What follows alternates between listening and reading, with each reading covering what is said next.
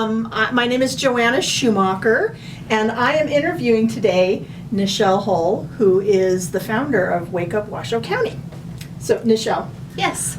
Please tell us how you started Wake Up Washoe County, when did it get started, and what facilitated that process for you? Right. Well, last summer I was going grocery shopping. I was about to get out of my car and go into the grocery store, and this cute little lady came up to my window, and she was asking me about the school board, that she was running for school board. And so we got into a conversation, and one thing led to another, and she invited me to some political meetings.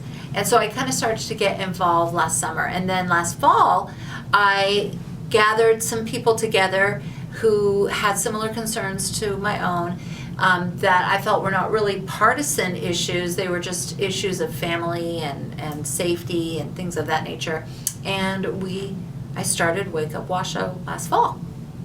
Cool. Yeah. So who is involved in Wake Up Washoe County?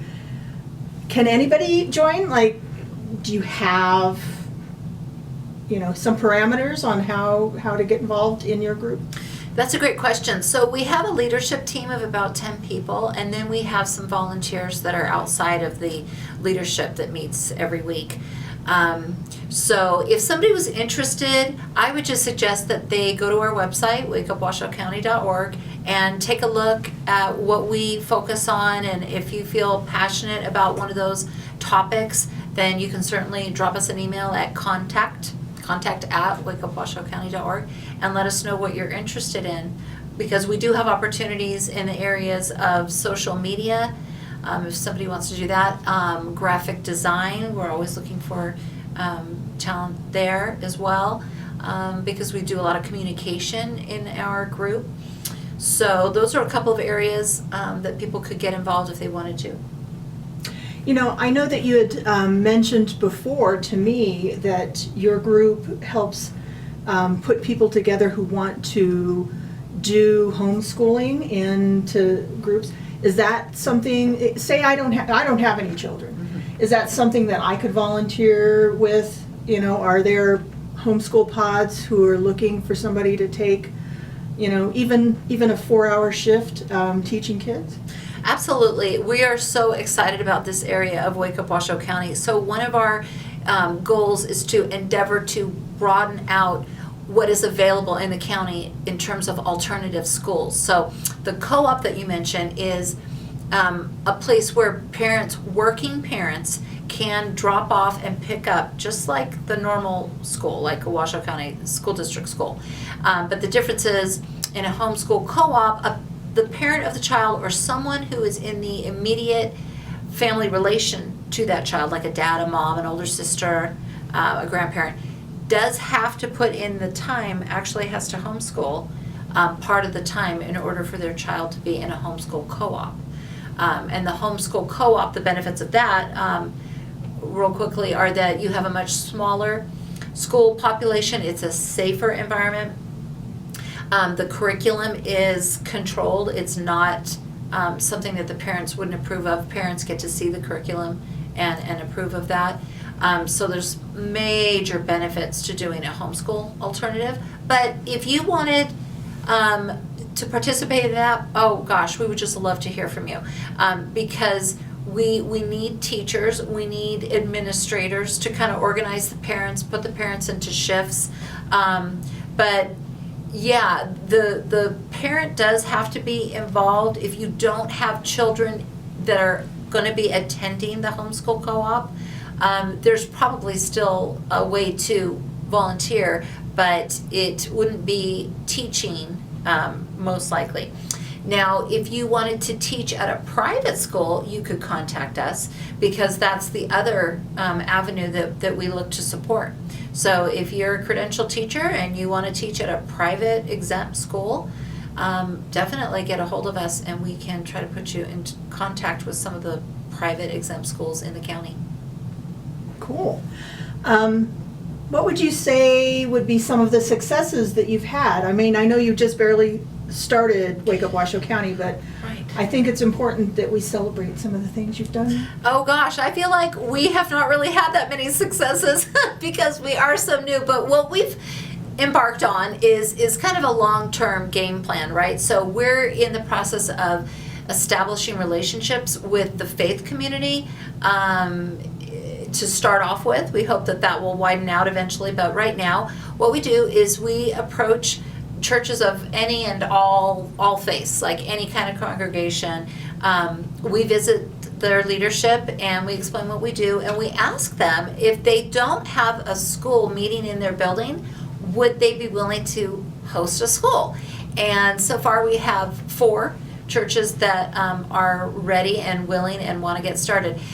So the other thing that we do is we're planning a conference in June or July of this year to help those churches and even people who are interested in teaching to come to the conference and learn about starting a private exempt school versus starting a homeschool co-op and what the legal differences are between the two. So they can pick what they want to do. And then on our end, we're just the connector. You know, we're like the little bee pollinating around the county. So we're looking for places for schools to reside. And then we will help get out the word so families can find the school in their closest area and then jump into that school. And then hopefully we soon hope to have a scholarship fund to help working parents who might struggle with some of those fees and whatnot. So you were saying that you have been partnering with some of the churches, local churches. Have you partnered with any other organizations? We do support other organizations that are education-based or are pro-family legislation based. So for example, we get information from Eagle Forum regarding our current legislative session. That organization, the ladies involved with that, let us know what bills are coming up in our state legislature, and Wake Up Washoe County's leadership then pushes that information out to all of our constituents. So we are behind legislation that protects the family, protects life, protects an age of consent in our state, protects homeschool, school choice, so things of that nature around family and education. We do that.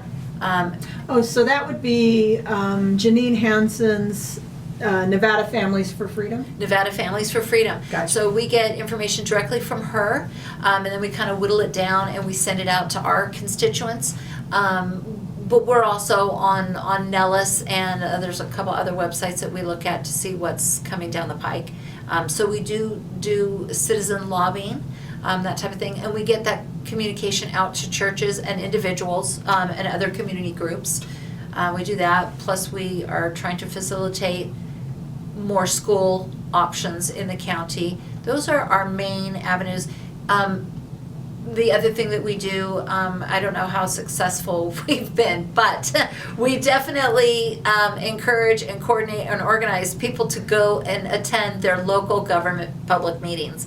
So one of the things that we've encouraged people to do is if they do not agree with drag queens being mixed with preschoolers in their library, their tax-funded library system, to come and speak out about their feelings on that. So we've gathered many a folk vis-a-vis different churches in town who have folks that are not proponents of drag queens with preschoolers. So we've managed to get a lot of folks out. So that we hope that will alter the course of that program. We don't want to see that program in taxpayer-funded libraries.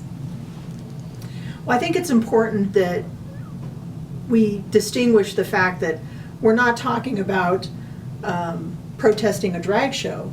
Mm-hmm. We're saying we don't want to fund and expose preschoolers, young children under the age of 7 or 8, mm-hmm. who really can't distinguish between reality and make-believe. Right. To confusing and adult-themed entertainers. Exactly. Well said. Exactly. I mean, I don't even think above the age of 7 is appropriate, because I concur that going to a drag show is something that adults do, 21 and over clubs. I mean, that's where that's always been. And then why would you put that with babies and young children? I think it's preposterous. I'm totally, against it. So yeah, I'm not saying make drag shows illegal in Nevada. I'm saying please do not use taxpayer-funded monies to put drag queens with young children in our libraries. It does not belong in school. It does not belong in libraries. And I don't believe in all-age drag queen shows. It's just not appropriate for children. I'm definitely not alone in this sentiment. So if that's something that you feel strongly about, you can check out the dates of these meetings on our website, wakeupwashouecounty.org. I'm glad you said that, because I wanted to make sure that you let everybody know where to get this information, because it changes a lot.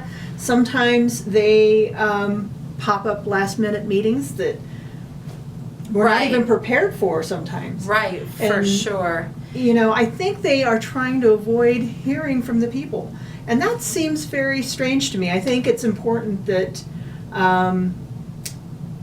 that any government agency that's receiving taxpayer money listen to the people who are paying the bills.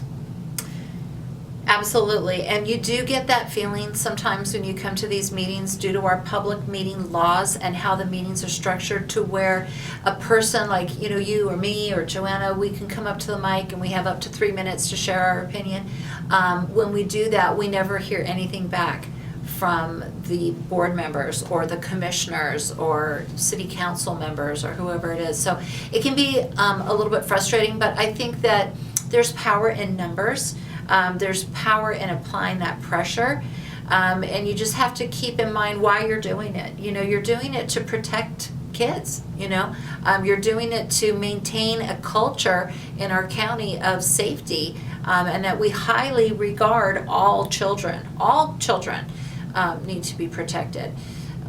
So yes, sometimes you will feel the resistance when you come to these meetings. But this is the beginning of change, and we have to think long term and not get frustrated. We have to have thick skin. And on our website, we have like a little bit of a little how-to on how to do a public comment. Plus, we have a news feed, like a news section called Bird's Eye View. And if you click on that on the menu, it'll show you all kinds of stories about things in the press going on all over the country, here in Nevada and elsewhere, pertaining to education, which is one of our big things that we care about in Wake Up Washoe County, drag queen shows. Now we're going to be dealing with Rainbow Family Reading Hour.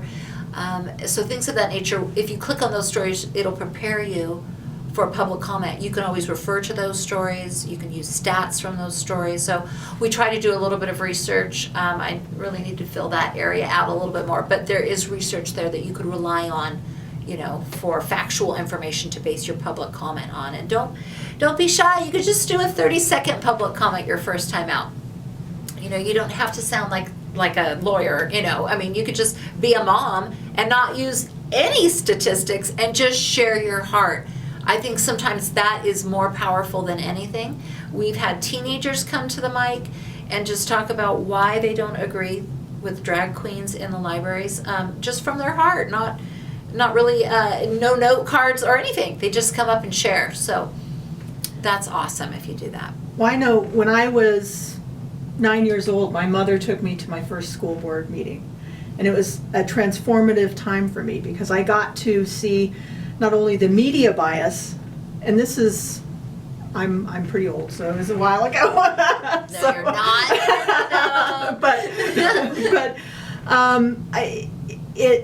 It really changed my mind as a child, and it was interesting. My mother said something that kind of changed everything for me, because I asked her, I was like, why did the media report this exactly opposite? I mean, we had 200 people there who were against this particular thing that had come up on the agenda, and they acted like it was the exact opposite. The media did. The media reported it that way, and that the media didn't even show up till the end.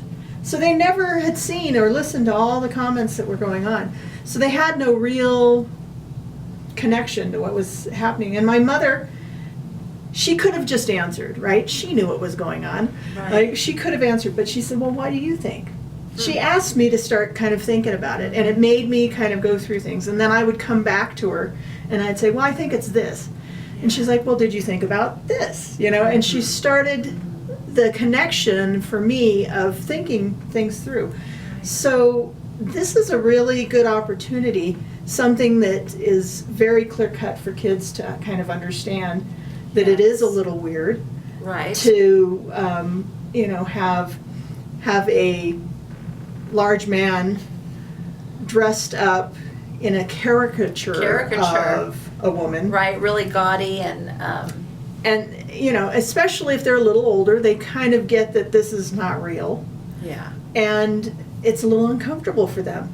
So it's a good time for them to go and speak to the school board or the library board. Absolutely. Or the county commissioners meeting. All of those are coming up that you could express your opinion even as a child. Even as a child, I think, is it 12 and up? I forget actually what it is. I'll need to look that up and put that on the website. But I know that teens are certainly welcome, and I do believe it's 12 and up. And so they, like you said, these government systems should want to hear from their constituents. I mean, we voted them in. They are there to support and hear us. So they should want to hear from us. And it's just the right thing to do. It's to take a stand for what's right. That is something we should be teaching our children to do and our teens, and we should model it. And I know it's tough too because some of these meetings start at 2. The school board one does and the county commissioner, but the library board one starts at 4. You can also Zoom into these meetings. I mean, you can participate through Zoom. You can also just email your public comment, but it's a lot more powerful to have a person show up. That's really what we need. So a lot of times we have people that work remotely or retired folks, people that can just, you know, they work for themselves. They're the ones that come to these meetings. So you kind of have to think about your schedule. But if it's something really important, you know, you might, you know, just ask for some time off and maybe combine that with a dentist appointment or something, because it's really important to get folks activated in our county, because there's such a trend of being passive, right? And this is our culture. This is our local government, okay? We need to not be passive. We need to really know what's going on, because what happens when we're passive is all these things get passed and, you know, put through, and they may not be things that we believe in at all. And we're going to wake up one day and we're going to have a completely different society, and not the one that we picked because we were so busy working or whatever. And I totally get that, because I was a working single mom forever and ever.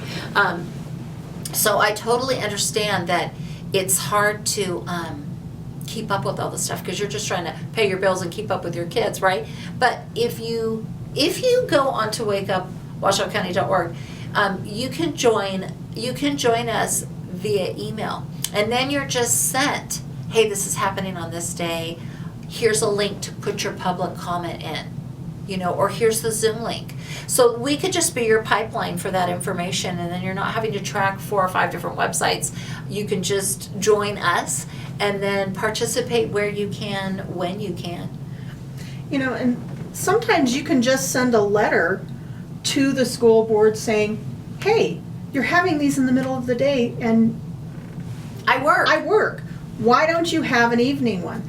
And I can tell you that they do sometimes pay attention to that, especially if they get a lot of comments that are people saying, hey, I want a meeting that starts at 6 so that I can attend. Mm-hmm. I want to be able to tell you what I think about what's going on in our schools. Exactly, you know, or they could compromise and maybe just do, because the school board, for example, meets twice a month. Well, they could have one during the day when they're, you know, their work day, but the other one in the month could start at 4.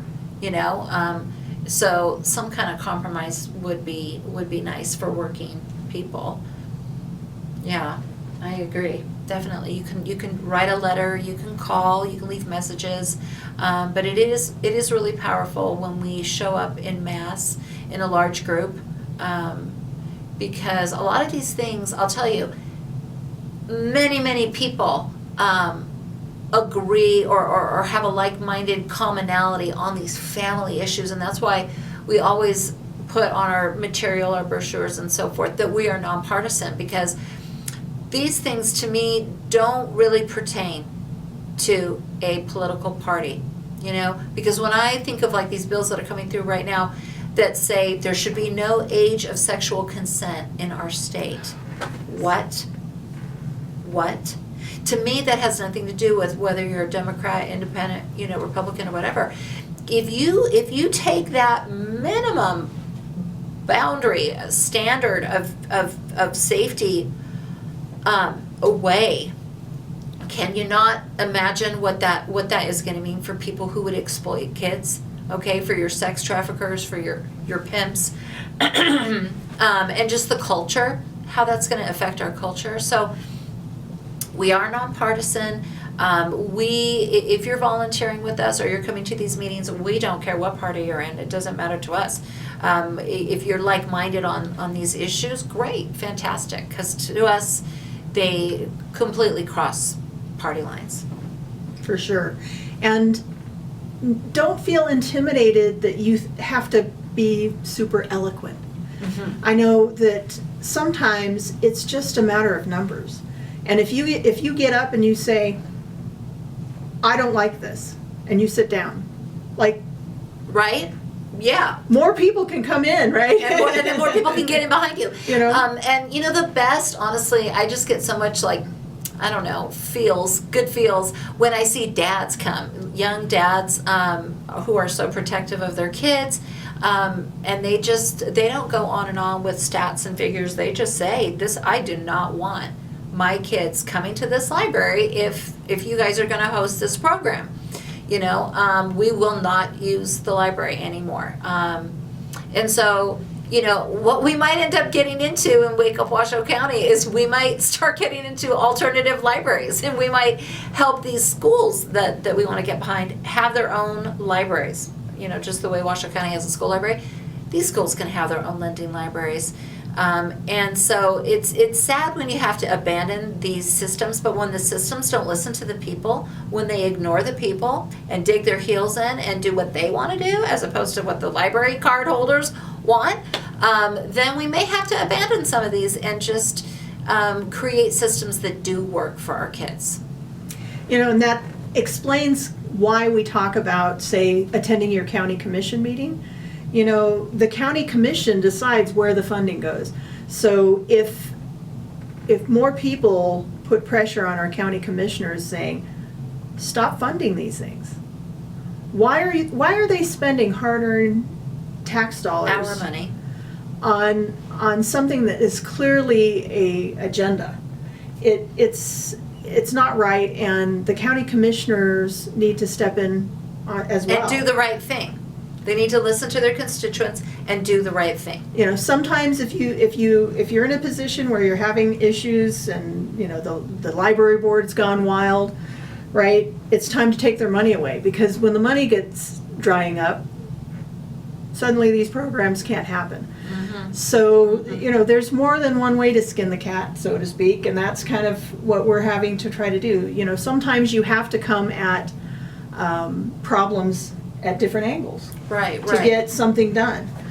But before we go, Yeah. I want to know, do you have any future goals for Wake Up Washoe County? Well, I think I kind of touched on the one that we're hoping to work on right around the corner here, which is a conference for faith leaders who have space and are interested in having a school. So we have a couple organizations that we partner with to put that on, and we would list the date on our website and get that out there to folks, put it out on our social channels. We're on Facebook, Twitter, and Instagram. The other thing that we are interested in is pursuing legislation, because you know, there are, there's at least 15 states that at the beginning of this year rolled out anti-groomer laws. And Nevada, unfortunately, is sort of the number one in all the wrong things. We're like number one in sex trafficking. And I would say we're number one in like the worst performing public school system, you know, in the United States. We're usually 49th or 50th. So we're famous for things that just aren't awesome. So I think it's time that we also join all these other states. Now there might even be 20 that have these anti-groomer laws, which pertain to things like drag queens in schools, drag queens in libraries. So that is something that we hope to get involved with after this session closes. So it'll be ready for 2 years from now. Do you guys have a donation button set up on your website yet? No, but we need to. We just finished our brochure, so we will start fundraising here shortly. We've been just really all grassroots and volunteer run, but we do incur costs, and our intention is to have a scholarship fund, like I mentioned earlier. And so donations for the scholarship fund, we really do need to get on that. I mean, you can give a donation, you can call us up or contact us via email, and we'll gladly take your donation for a scholarship. But yes, we do need to get, let's see, we're about 7-8 months old now, so it's time, it's way past time. I mean, even if it's just to get some, you know, a case of paper from Office Depot, or Yes, or, for you sure. know, it's all Our the little internet bills, the things. website, the hosting, there's the all those little hosting. things. There's little things that you incur, but the scholarship, I am so excited Yeah, about that. that's like because my I know that, you know, growing up as a kid, I think my mother, she was raising 7 kids. She did not have the dough to send Right. any of us to, so we had Bless to go her to the heart. government schools. Yeah. You know, she tried to teach us at home after school, Wow. you know, or whatever, but She if sounds there like had an been a- amazing lady. she 'Cause look at how was smart you are, Joanna. amazing. But it would have been an amazing thing if there had been some scholarships to either a private school or even these homeschool pod situations. You know, sometimes those homeschool pods are, you know, they've got 7 or 8 people that are showing up. They have kids in the program. They're doing their proper 3.5 hours to teach and that kind of thing. But none of them are super rich. And sometimes you have to pay for, you know, the curriculum and material fees and that kind of stuff. You know, even a small donation would help them, or, you know, something as simple as maybe you can't donate it, but you finished homeschooling your kids and you've got all these materials. You could donate that. So there's a Absolutely. lot of things that you could do in order to help this program get going. For sure. If you want to participate, you could donate specifically for field trips, because that's something that's so great for kids to go on. And honestly, I feel like in the public school, there's hardly any field trips anymore. It used to be that you would have a field trip 3 or 4 times a year, and I feel like that's really diminished. So that's certainly something that we'd like to enable kids to do. But definitely the scholarship is huge. It's about $150 or so a month to homeschool in one of these pods. And of course, private school tuition is much more than that. You're talking maybe $4,000 to $5,000 a year that you usually pay up front in the beginning of the year, or there might be a couple of installments. So there's a big price difference there, but also usually private schools have their own scholarship funds too that you can apply for as well. So that is something that we're looking forward to embarking on in the future. So great. I'm so happy that I know Nichelle. I've just admired I feel that how way too. quickly you have pulled this together. Oh. It's so amazing.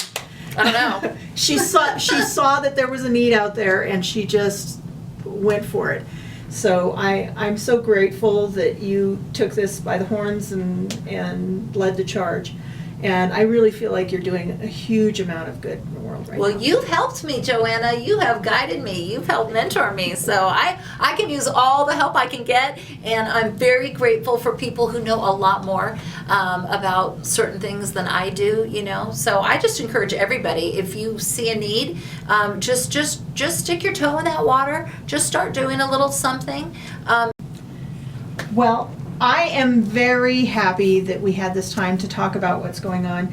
Is there any last words that you want to tell people on how to get involved? What are some of the things that they can do? And where on your website they should go if they want to get emails from you telling them when things are going on? Yes, absolutely. Thank you for that. I would just say click the email button. Our email is contact@wakeupwashoecounty.org. I know that's a mouthful, but just look for the little envelope up on the main nav bar up at the top of the website, and just let us know that you want to volunteer. You could just put that in the subject text, or you could just say in the subject text that you want to hear from us. And what we have are called Wake Up Action Alerts, and that's just a Word doc that I send as an attachment to people who are interested, and it just kind of goes over projects that we're working on, things that are coming up in that 2 or 3 week period at these different local government meetings, so that you're aware and you can pick which one you want to go to. And also in those action alerts are the links, so that you can just click a link and do your email comment that way. Or you could click a link and you can get into the Zoom meeting when that Zoom meeting comes up. So again, we prefer people to come out. That's what we want. But you can get on the action alert and pick the things that you can go to. You know, we can't get to every single thing, so we totally understand that. But yeah, just go to the website and email us or call our number on the website, and we would be thrilled to hear from you. You know, sometimes I email and show up at a meeting. I mean, you can do it all. There is hopefully no law against that yet, so. You know, I before we go, I just wanted to say one other thing is sometimes you have some really great material that you want to share with the county commissioners or the library board or whatever. Just try to figure out how many members are there. You're going to want to, you know, if there's 5 members of the county commission, you're going to want to bring a total of 7 of those copies. You give 6 of the copies to the secretary, who will distribute it to the county commission, and then they'll keep one for their records. Now, they're supposed to attach it to the minutes of the meeting.